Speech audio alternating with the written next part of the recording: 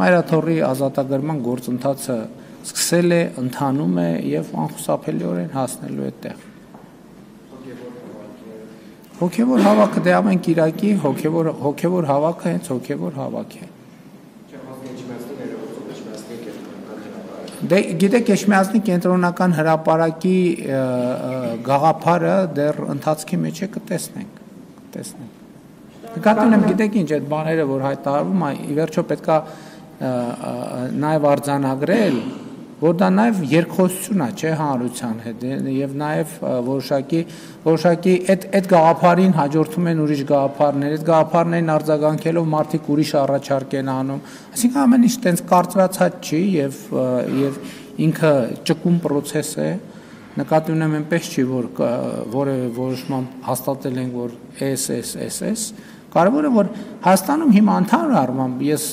պիտի ուրախությամբ եւ գոհունակությամբ արձանագրեմ, որ հոգևոր նորոգման գործընթաց է տեղի ունենում։ Ես ուրիշ բան ասեմ, ես անձամբ մի քիչ այդ անձնական ընկալումը, ես ուրախ եմ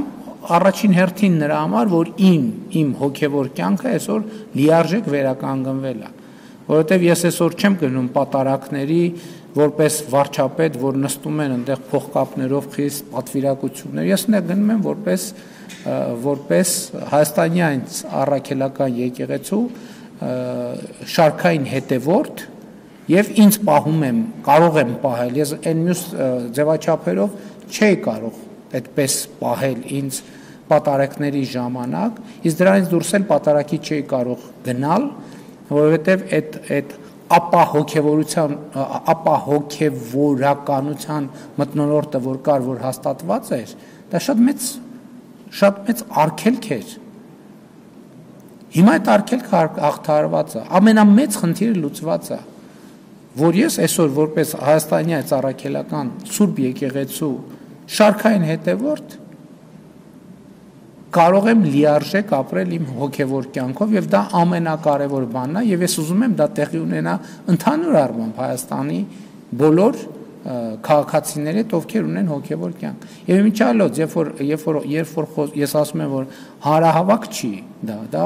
պատարակ է եւ ես ուրախ եմ նաեւ, որ մեր կուսակցությունը, մեր համախոհները,